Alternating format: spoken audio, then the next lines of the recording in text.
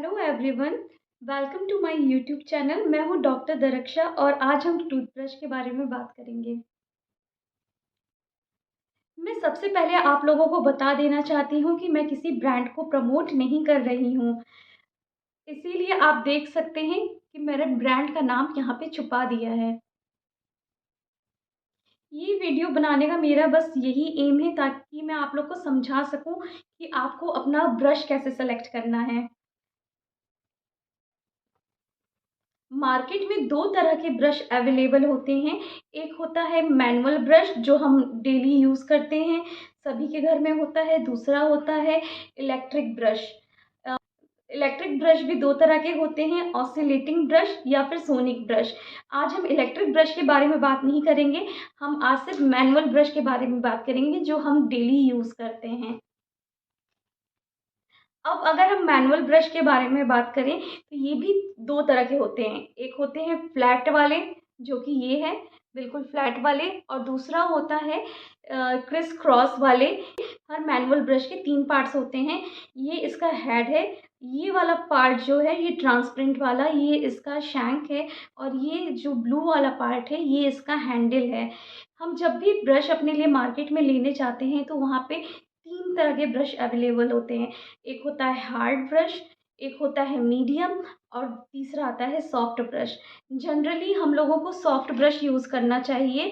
अगर हमें कोई प्रॉब्लम नहीं है तो हमें सॉफ्ट ब्रश यूज़ करना चाहिए, और ख़ास करके वो लोग जिनको सेंसिटिविटी का इश्यू है उन्हें भी सॉफ्ट ब्रश ही यूज़ करना चाहिए। लेकिन अगर कुछ पेशेंट ऐसे हैं जिसमें कैलकुलस का डिपॉज़िशन हो गया है और वो नॉर्मल सॉफ्ट ब्रश से नहीं हट रहा है, तो उसके लिए मीडियम या हार्ड ब्रश सजेस्ट किया जाता है।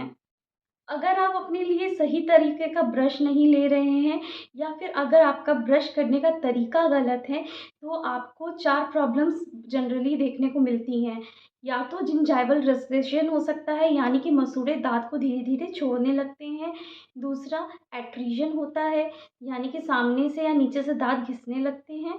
फिर तीसरा होता है सर्वाइकल एब्रेशन, यानी कि जो दाँत का ऊपर का हिस्सा होता है वो धीरे-धीरे ख़त्म होने लगता है।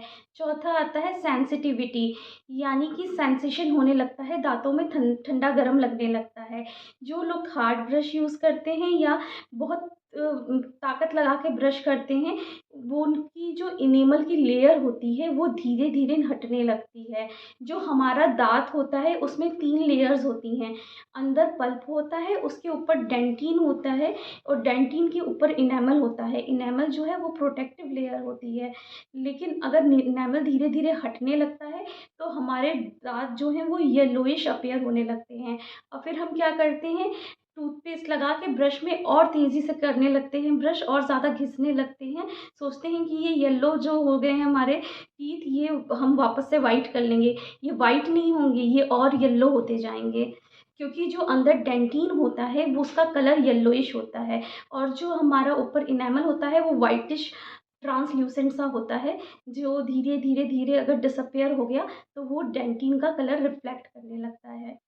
यानी कि जब आप ब्रश खरीदने जाते हैं तो उस पे लिखा होता है सॉफ्ट, अल्ट्रा सॉफ्ट या फिर मीडियम, हार्ड, जैसा भी वो ब्रश है उसके बारे में, उसके ब्रिसल्स के बारे में उस पे लिखा होता है।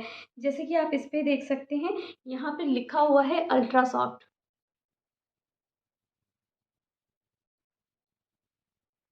ये अल्ट्रा सॉफ्ट यहाँ पे लिखा हुआ है। तो हर इसी तरह हर ब्रश के पैकेट के ऊपर उसका टेक्सचर के बारे में लिखा होता है कि वो सॉफ्ट है कि अल्ट्रा सॉफ्ट है या मीडियम है, जैसा भी है वो लिखा होता है उसपे। दूसरी चीज़ आती है कि हमें अपना ब्रश कैसे करना चाहिए, ब्रशिंग टेक्निक कैसी होनी चाहिए। हम क्या करते हैं, जनरली ऐसे-ऐसे ब्रश करते हैं हॉरिज़ॉन्टल, जो कि बिल्कुल गलत तरीका है। हम जल्दबाज़ी में हॉरिज़ॉन्टल करते हैं, बट ये गलत है तरीका है। हमें या तो राउंड-राउंड ब्रश करना चाहिए, ऐसे राउंड-राउंड, या फिर वर्टिकली करना चाहिए। वैसे तो सबसे करेक्ट तरीका होता है कि 45 डिग्री के एंगल पे रख के करना चाहिए, पर अगर आप इतना प्रिसिशन के साथ नहीं कर पा रहे हैं तो कोशिश कीजिए कि राउंड राउंड या तो ब्रश कीजिए या वर्टिकली अब ऊपर नीचे इस तरह से ब्रश कीजिए। अब आप लोग सोच रहे होंगे कि हमें अपने ब्रश कब बदलने चाहिए, क्या होता है कि जो हमारे ब्रिसल्स होते हैं ब्रश के, वो धीरे-धीरे फैलने लगते हैं। जब वो थोड़े मीडियम ही फैले होते हैं, तभी हमें उस ब्रश को चेंज कर देना चाहिए, हटा देना चाहिए। लेकिन कुछ ब्रशेज़ में इंडिकेटर भी आता है, जैसे कि ये ब्रश है, इसमें इंडिकेटर ये दिया हुआ है। ये इंडिकेटर ग्रीन कलर का है। अब ये जैसे धीरे-धीरे फेड होने लगेगा, व्हाइट होने लगेगा, यानी कि इसका टाइम पीरियड ख़त्म हो गया है। तो उसी टाइम मुझे ये ब्रश चेंज करना होगा। अगर आपके ब्रश में इंडिकेटर नहीं है, तो आप 2.5 से 3 महीने के बीच में ब्रश चेंज कर दिया कीजिए।